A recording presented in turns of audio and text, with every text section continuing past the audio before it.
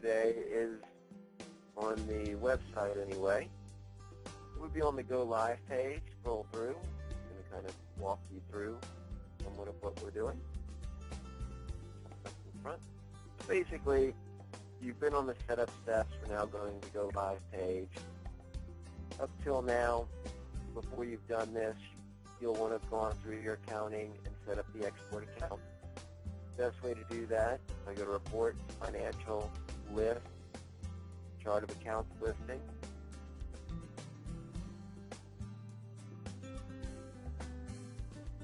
This is giving us all of our accounts inside of Control and all of the ones going into your accounting package. I'll stick with the QuickBooks, but it can work with other systems.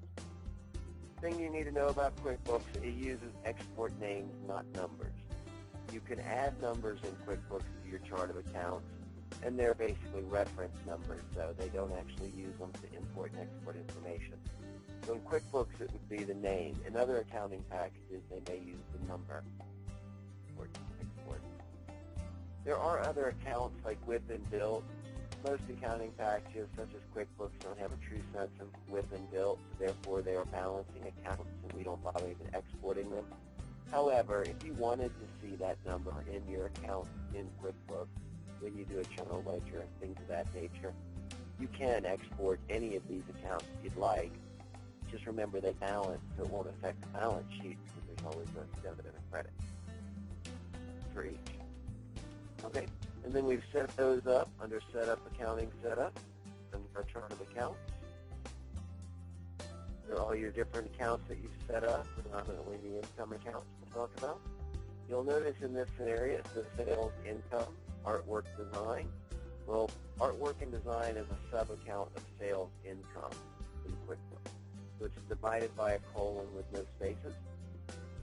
If I want to combine all of my sales just into one account in QuickBooks, if I can get the detail out of this area, you can consolidate the sub-accounts by giving them the name on the primary.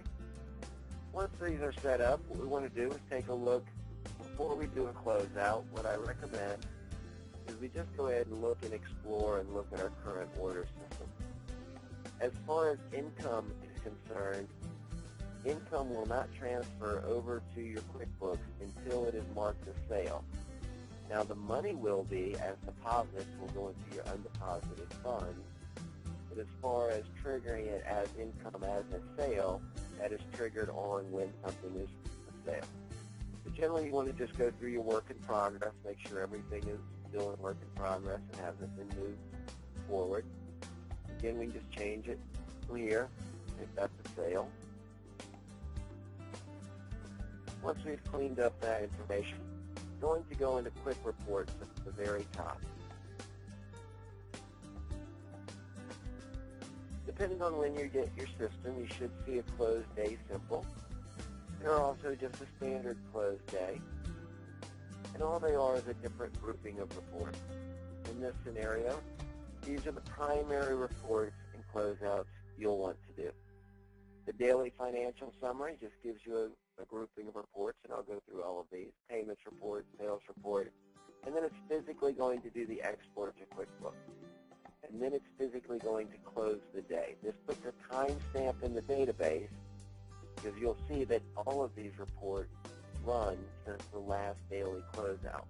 Putting that trigger in the database, the next time you come and run it, it will only run since the last daily close again, only giving you new information. Any of these reports can be run from the reports up at the top at any time. So if I just wanted to preview this daily financial summary, if I go into Standard Reports Financial Summary, you will notice the dates since last daily closeout. That's the default on this report. I can go and change the dates to any time I want. Now be careful with using custom, because if you're looking to get historical reporting, you want to use the same types of closeouts that you've used before.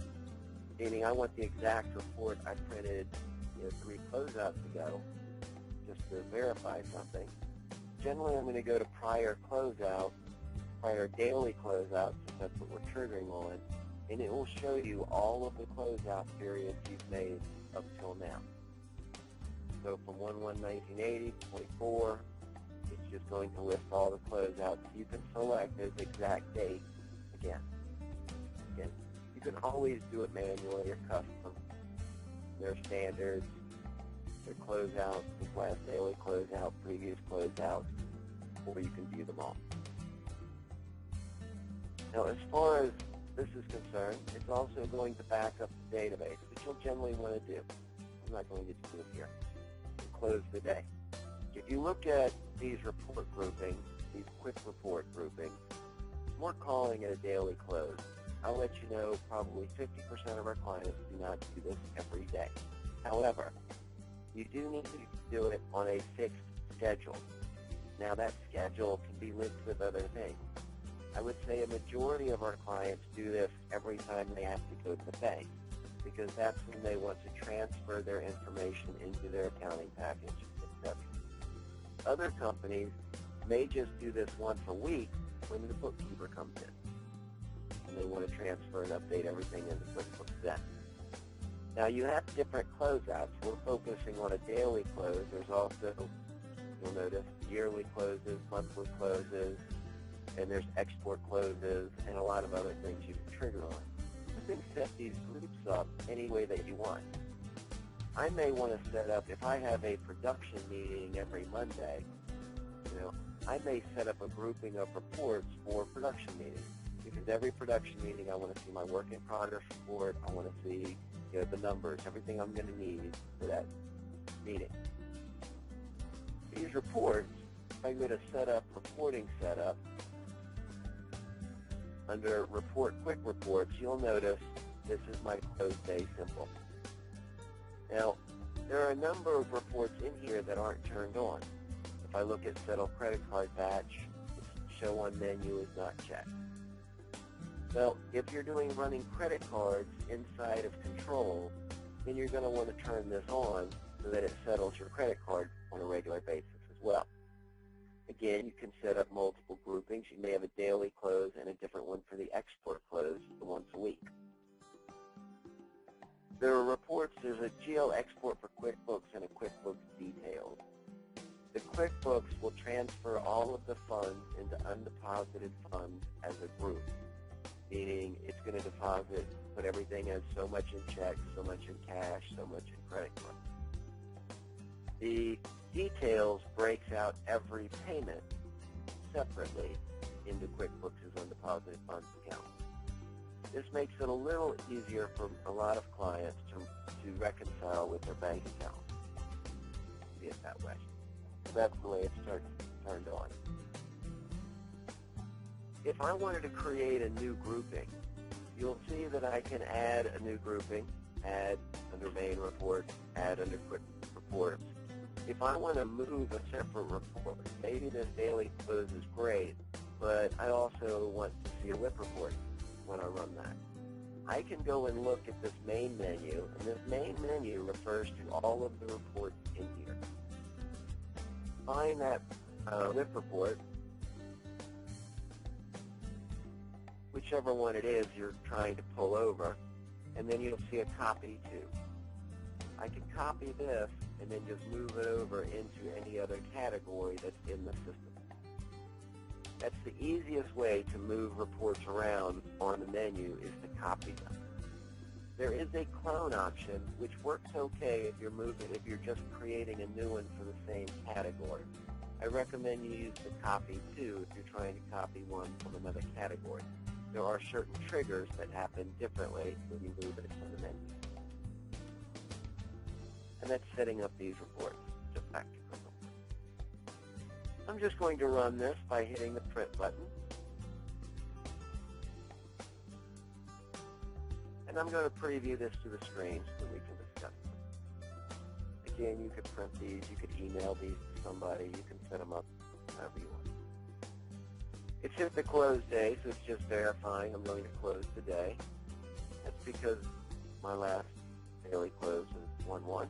But anyway, this is our daily sales report. It's previewing out all of our sales. occurred since our last daily closeout. The daily payments report is going to detail out all the payments we've received up till this time, breaking them out by the type. The daily financial summary, this is really the breakdown of everything that's occurred from an accounting perspective in the system, the summary of it all.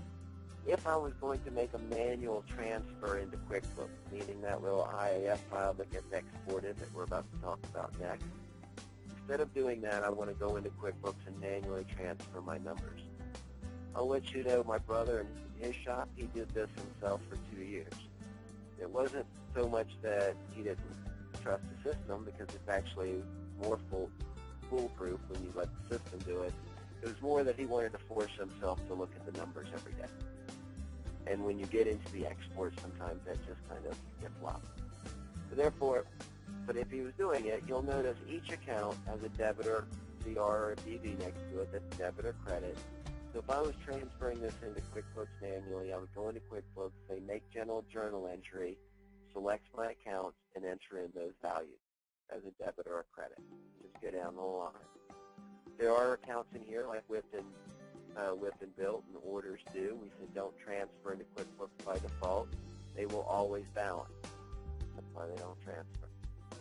Breaking down the taxes at liabilities as well, each account. And then it just runs down some other information that we think might be useful on a daily basis, not so much accounting. The sales analysis, how many new orders were placed, how many orders were put into bill, sales, etc. Gives you your payment breakdown, a little spot for them to put the cash in as well. And this just breaks down. The last one I want to talk about is the report itself from QuickBooks, the export that we just did. Currently, it exported to a certain location on the server. That location is set up by default under the machine setup. You'll notice system path, there's a report export path in relationship to the server. That is the path. If I want to change where all of my files are saved by default, you can do that. You can also change the location of any given particular file, meaning I just want to save the QuickBooks file somewhere. That again is in my system, reporting setup. Back to my daily close, we did QuickBooks details. Under its options, there's a file path. Right now, you'll notice the file path is set to report export destination path. That means go and look at the machine setup to where it's located. You can go in and change that path, edit this report, change that path, and save it so that it knows where to put that folder. Right. The easiest way to find that default path from where I'm at is actually from your desktop. So, actually that's not true. I'm in 5. I'll show you 2 different ways. This is 4.6. In 5.1, we've added another little thing that can help you a little bit. So I'll jump into my 5.6. 5.1, you're using it. If you go to Help, About, Control, you'll notice program location. If you browse to that program location, you'll see above it a folder called Report Export. That is where all of our exports are saved. Now, the other way to do that, 4.6,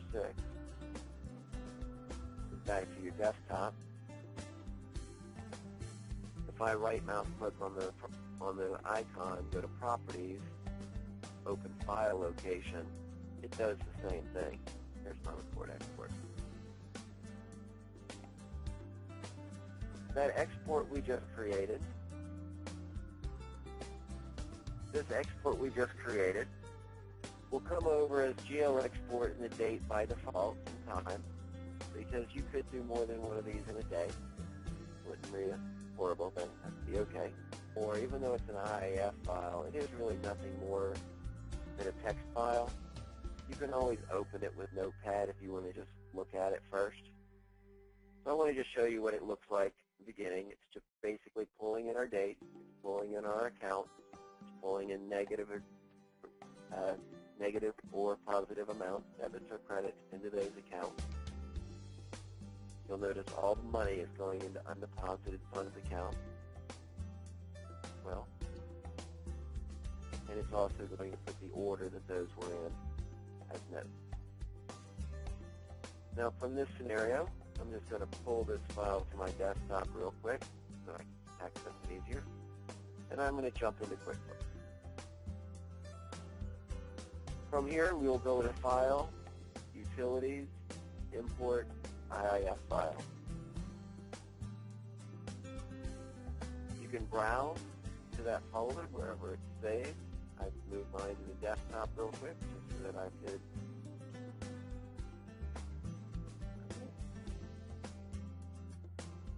And you should get this, your data has been imported. We'll hit OK to that. There's a couple of things you're going to want to test and check the first couple of times you do these imports to watch for. To begin with, if we go to Company, make General Journal Entry, and hit Previous, you'll see our import that we just created. Pulling in all the accounts and their dollar amounts, either debit or credit. Their undeposited funds, if I can now go to Make Deposit, and it will show me all the funds in my undeposited funds account. That's where they've gone. You'll be able to deposit into your bank account. Now, I look at this, and if there's any issues, I need to change anything, I just go change it. Here. Make it the right account. And then I go back into into Sirius, and correct it there. There's no reason you can't edit this after the fact. Now, the next thing I check is my chart of accounts. You're going to see a number of errors in here. That's somewhat intentional. You'll see that all these income accounts came over as bank accounts. The reason that was is because those accounts did not exist in QuickBooks before I just imported them. So therefore, it created the account for you, it just didn't know what to do with it. So therefore, it turned it into a bank account. You'll want to go into here. Now I have two choices. I can go back into my general ledger, move the money out of that account, delete this account, and go fix it to go to the right account that's already in my system. I can go edit this account and make it the type of account it's supposed to be. Therefore, I don't have to worry about it. It'll just now go into that same account. It'll just be the right type of account.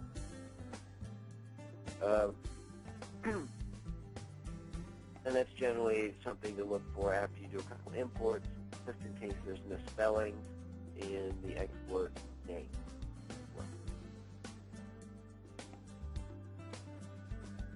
And that's your closeout.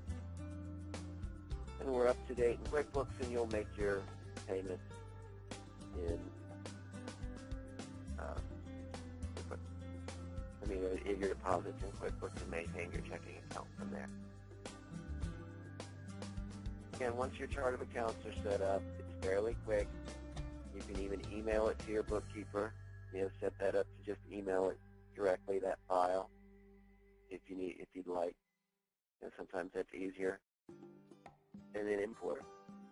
Again, we're only dealing with the client side of the business in Sirius by default once you get full accounting. Therefore, we're taking payments, tracking receivables, we're tracking late payments, all of that information. We're just dumping that into QuickBooks to maintain that end, and then you're paying things out of QuickBooks to maintain the other end, the payables end. And then since it's merged together in QuickBooks, that's your balance sheet, your total picture.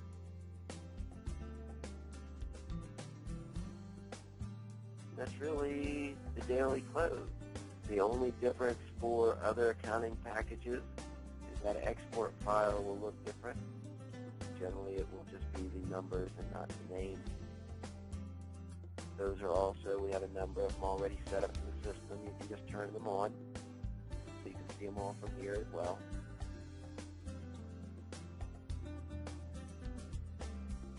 You can go in and preview anything from here as well. You just want to see it before you do the closeout. Now we triggered that timestamp when we did these closeout that I wanted to close my day, and therefore you can unclose the day as long as you have the security rights to do so.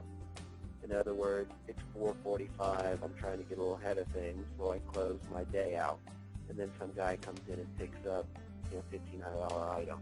Therefore, I kind of want to include it in this day.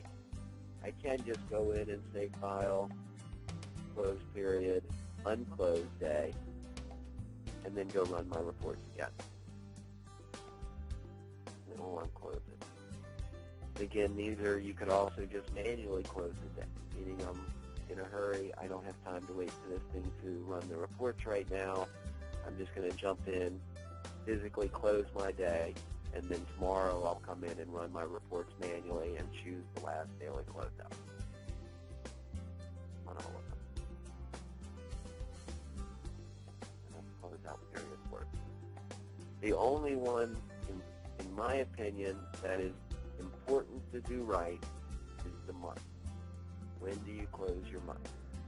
Because closing your month on your monthly reports and being able to go back and look at those months is very valuable when you get into sales taxes and audit trails and things of that nature. To be able to say, I physically closed my month, therefore all my taxes are due then. There's another thing you need to know that's different than QuickBooks and other accounting packages. In QuickBooks, if you did an order 2 months ago, in general, if you go and edit that order now, it would go back to your accounting of that 2 months ago. That's when that order was in effect, that accounting. Control will never do that. If I go in and create an order today, 2 weeks from now, I go and reduce the price of that order $50, it is a negative sale of $50 on the day I made those changes. It is a positive sale on the day I created the order. So therefore, as far as how that's going to export, I may export that $250 first sale. I go back and edit that order, make it $200. The next time it's going to export a negative $50. But as far as taxes are concerned, it was also, if it split the month, was in the middle of that, you owe taxes on that whole $250 for that sale on that month. The next month, you have a $50 credit on for your taxable sale. And that's all managed internal as well. Once something becomes a sale, any edit to that becomes a positive or negative on the day it was made. That's why you really don't have to worry too much about alternate invoices to modify things. In the future, it'll do it for you. Well, thanks, guys. Good luck. Let us know if we can help you with anything else.